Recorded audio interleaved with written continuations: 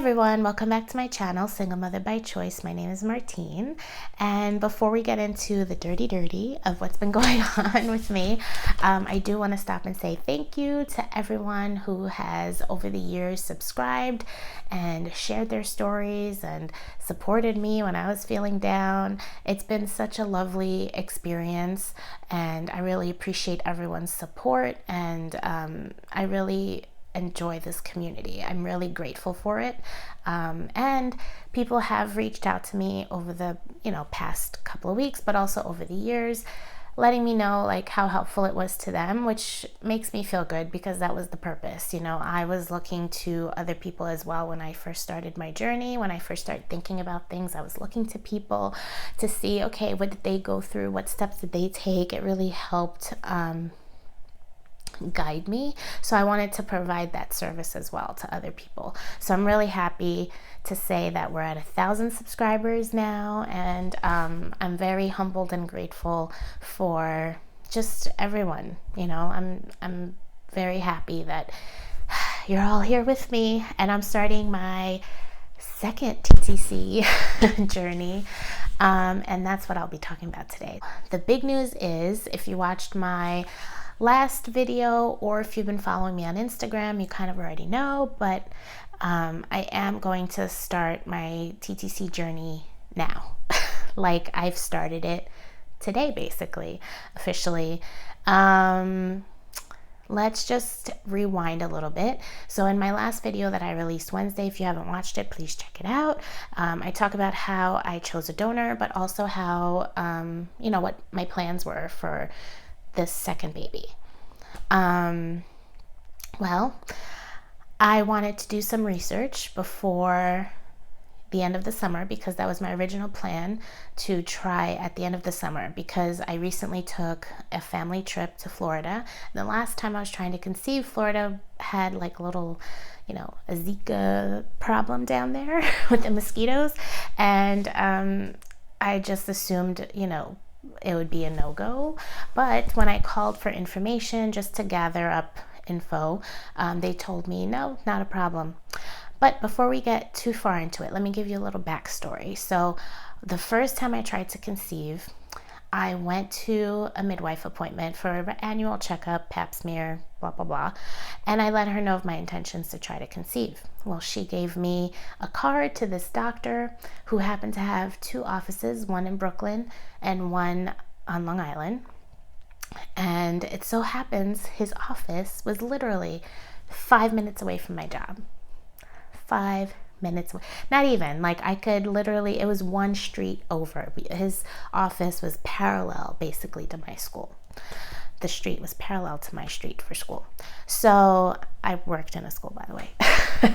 So and his office was near a hospital where I used to work. So I thought, it was like 30 minutes from my house, and I'm like, oh, best of both worlds. Like, it's perfect. And I looked him up. Besides the location, he happened to be a very good fertility doctor and had lots of rave reviews from his patients, etc. So, and success rate was good. So I thought, okay, this is the guy, right? So when I wanted to start again, I went back to their website. I was looking around, and I'm looking for the doctor. I'm like, where is he? He's gone. Well, they changed hospital affiliations, and so when they did that, he left the practice to go to another practice. And I'm like, God, where is this guy? Like, he's probably in Manhattan somewhere, because he's good, but it turns out, guys, God is good.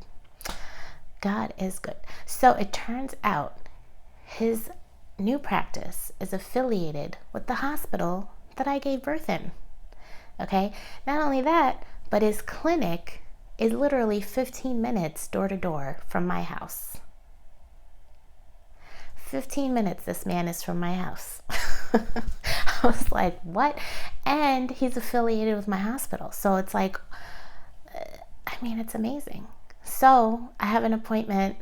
Anyway, I'm getting ahead. Let me just not get ahead. So I said, this is right.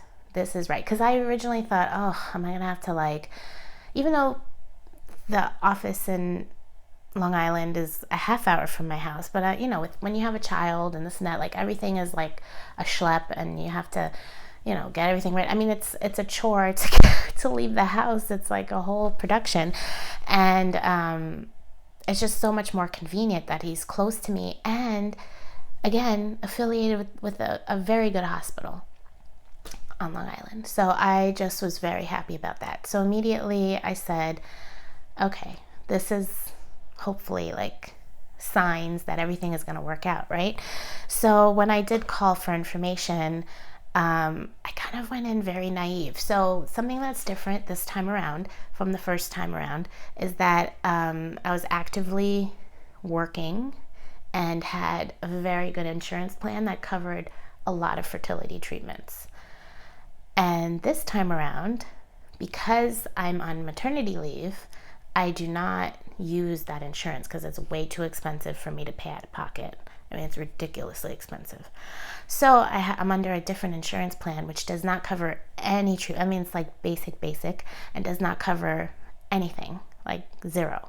Not even the consultation, nothing. Not even the blood work, nothing. So everything is out of pocket. So I wanted to see what I'm in for.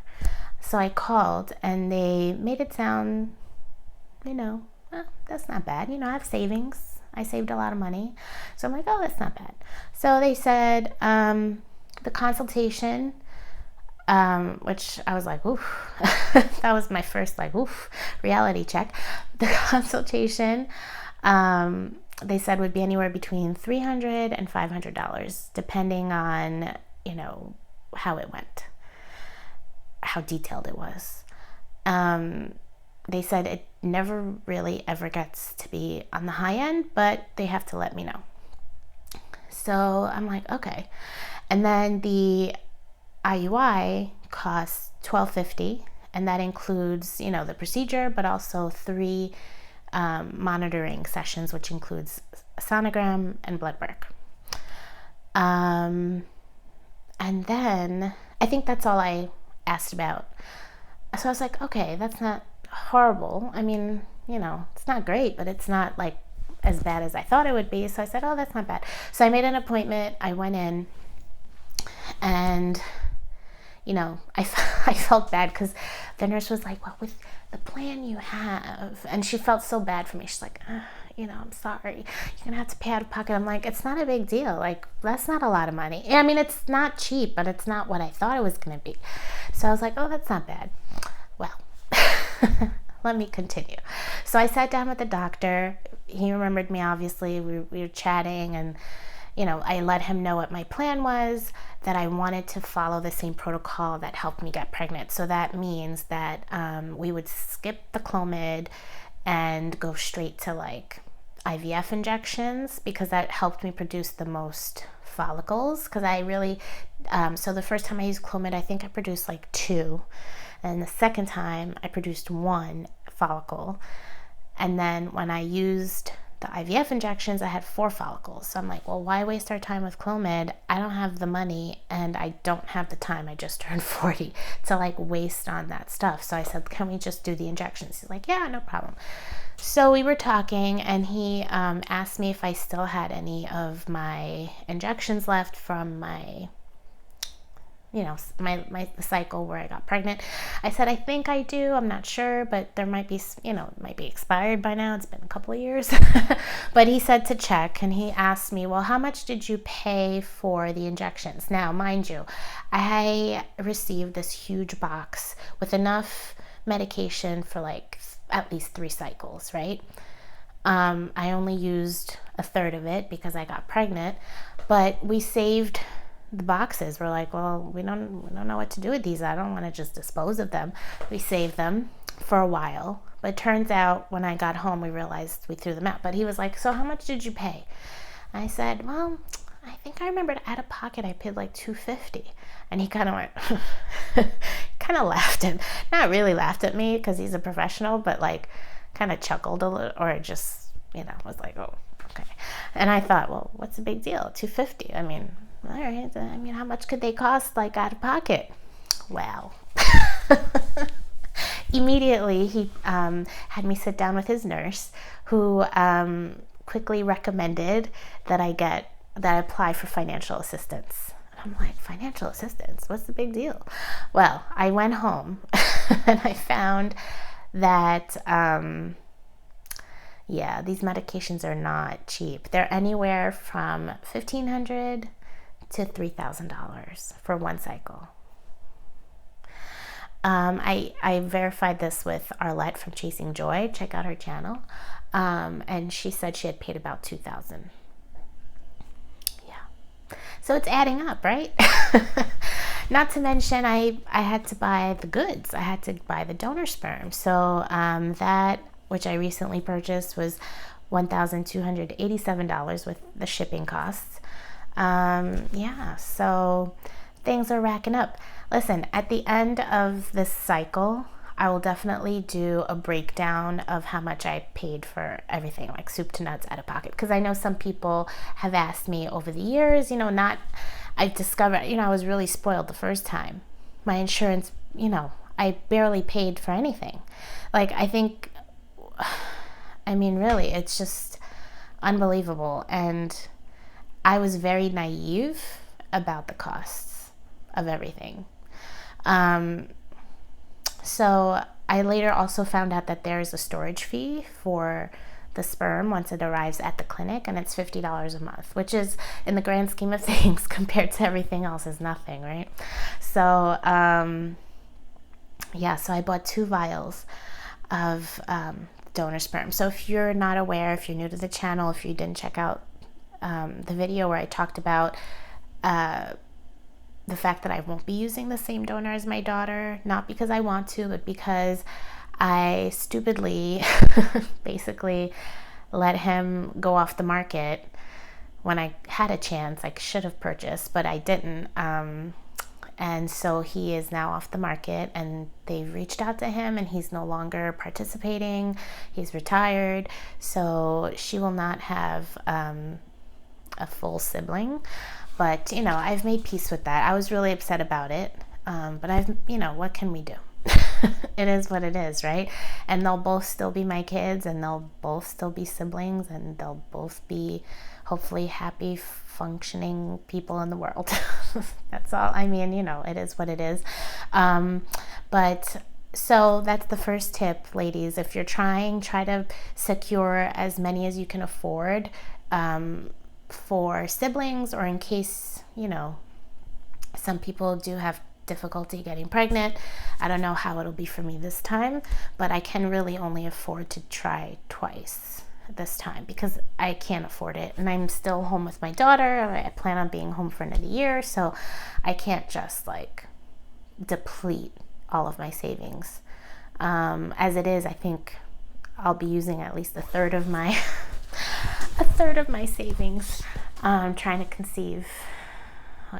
Anyway, but the good things are that I'm getting to use the same doctor that he's affiliated with the hospital that I love. He's 15 minutes from my house. I'm excited. So today for me is cycle day 1, which, if you don't know, that means that I started my period. So on cycle day 1, you're supposed to call the clinic and make an appointment for day 3.